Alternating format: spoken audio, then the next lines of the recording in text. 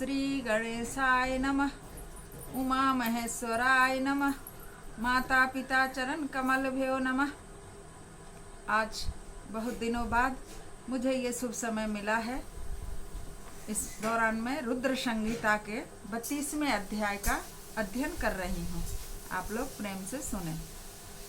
गणों के मुख से और नारद से भी सती के दग्ध होने की बात सुनकर दक्ष पर कुपित हुए शिव का अपनी जटा से वीरभद्र और महाकाली को प्रकट करके उन्हें यज्ञ विध्वंस करने और विरोधियों को जला डालने की आज्ञा देना। ब्रह्मा जी कहते हैं, नारद, वह आकाशवाणी सुनकर सब देवता आदि भयभीत तथा विस्मित हो गए। उनके मुख से कोई बात नहीं निकली। वे इस तरह खड़े या बैठे रह गए मानो उन पर विशेष मोह छा गया हो।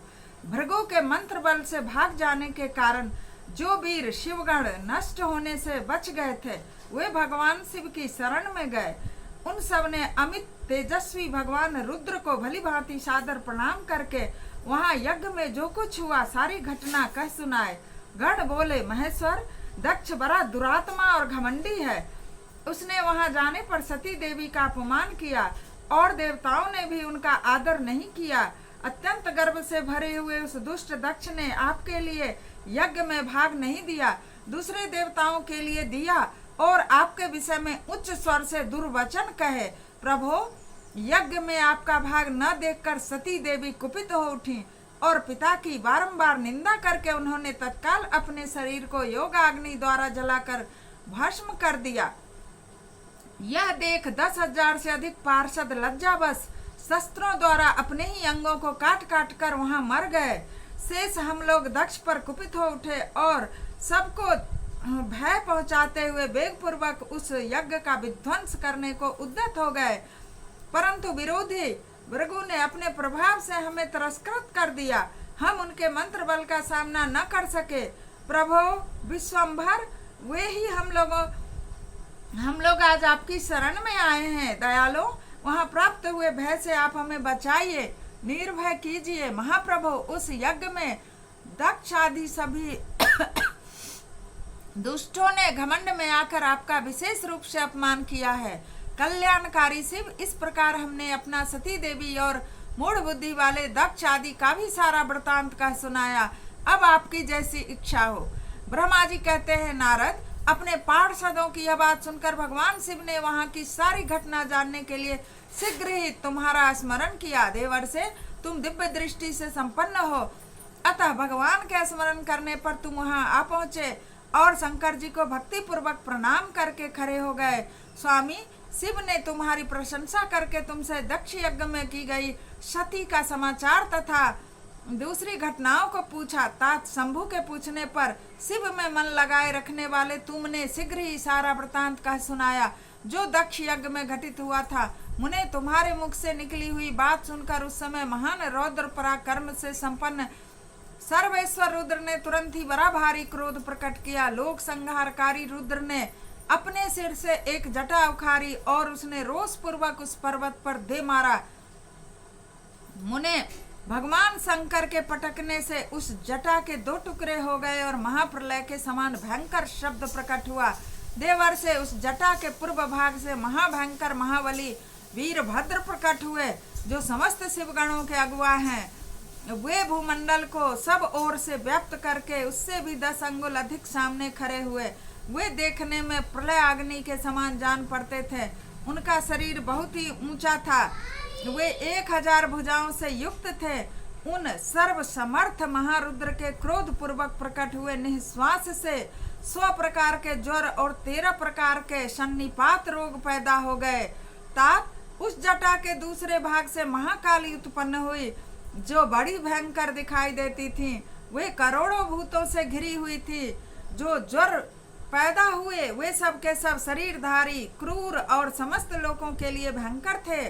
वे अपने तेज से प्रज्वलित सब और दाह उत्पन्न करते हुए से प्रतीत होते थे।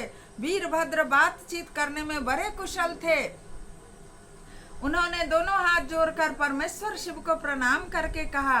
वीरभद्र बोले, महारुद्र, सोम, सूर्य और अग्नि को 3 नेत्रों के रूप में धारण करने वाले प्रभु, शीघ्र आज्ञा दीजिए मुझे इस समय कौन सा कार्य करना होगा?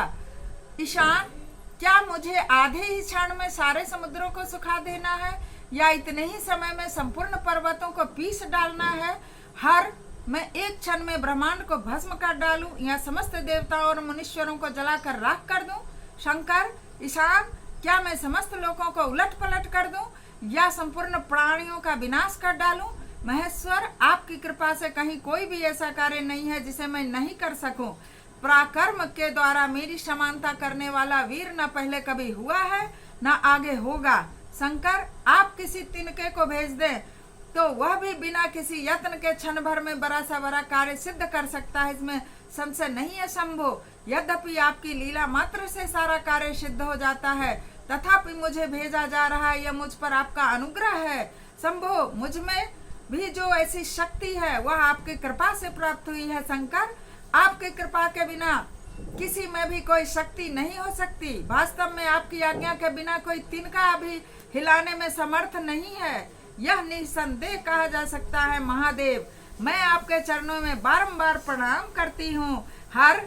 आप अपने अभिष्ट कार्य की सिद्धि के लिए आज मुझे शीघ्र भेजिए। शंभो, मेरे दाहिने अंग बारंबार फरक रहे, इससे सूचित होता है कि मेरी विजय अवश्य होगी, अतः प्रभु मुझे भेजिए। शंकर, आज मुझे कोई अभूतपूर्व एवं विशेष हर्ष तथा उत्साह का अनुभव हो रहा है और मेरा चित्त आपके चरण कमल में लगा हुआ है, अतः पग पग पर मेरे लिए शुभ परिणाम का विस्तार होगा। शंभो, आप शुभ के आधार हैं, जिसकी आप में सुदृढ़ भक्ति है उसी को सदा विजय प्राप्त होती है और उसी का दिनों दिन शुभ होता रहता है। ब्रह्मा जी कहते हैं, नारद, उसकी यह बात सुनकर सर्व मंगला के पति भगवान शिव बहुत संतुष्ट हुए और वीरभद्र तुम्हारी जय हो ऐसा आशीर्वाद देकर वे फिर बोले। महेश्वर ने कहा, मेरे पार्षदों में श्रेष्ठ वीरभद्र ब्रह्मा जी का पुत्र दक्ष बड़ा दुष्ट है, उस मूर्ख को बड़ा घमंड हो गया है, अतः इन दिनों वह विशेष रूप से मेरा विरोध करने लगा है। दक्ष इस समय एक यज्ञ करने के लिए उद्यत है, तुम याग परिवार सहित उस यज्ञ को भस्म करके फिर शीघ्र मेरे स्थान पर लौट आओ। यदि देवता, गंधर्व, यक्ष अथवा कोई अन्य भी तुम्हारा सामना करने के लिए उद्यत हो तो उन्हें आज शीघ्र ही भस्म कर देना।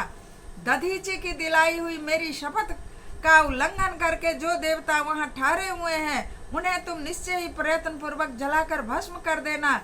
जो मेरी शपथ का उल्लंघन करके गर्भ युक्त हो वहां पर ठहरे हुए हैं उन सब के सब मेरे द्रोही हैं, अतः उन्हें अग्निमयी माया से जला डालो। दक्ष की यज्ञशाला में जो अपनी पत्नियों और सारभूत उपकरणों के साथ बैठे हों उन सबको जलाकर भस्म कर देने के पश्चात शीघ्र लौट आना। तुम्हारे यहाँ वहां जाने पर विश्वदेव आदि देवगण भी यदि सामने आ जाए, सादर स्तुति करें तो भी तुम शीघ्र आग की ज्वाला से जलाकर ही छोड़ना। वीर, वहां दक्ष आदि सब लोगों को पत्नी और बंधु बांधवों सहित जलाकर कलशों में रखे हुए जल को लीला पूर्वक पी जाना। ब्रह्मा जी कहते हैं, नारद, जो वैदिक मर्यादा के पालक, काल के भी शत्रु तथा सबके ईश्वर हैं, वे भगवान रुद्र रोष से आंख लाल किए हुए महावीर वीरभद्र से ऐसा कहकर चुप हो गए। इस तरह से 32वां अध्याय संपूर्ण हुआ। इस अध्याय में शंकर जी का क्रोध प्रकट हुआ है सती के वियोग में। जैसे ही उन्होंने सुना कि सती जलकर भस्म हो गई है, परिणाम स्वरूप वो इस तरह का निर्णय ले रहे हैं। जो शिव द्रोही है उसका कैसा अंत होता है और क्या होता है आप लोगों ने सुन लिया। बोलिए भगवान शंकर की जय।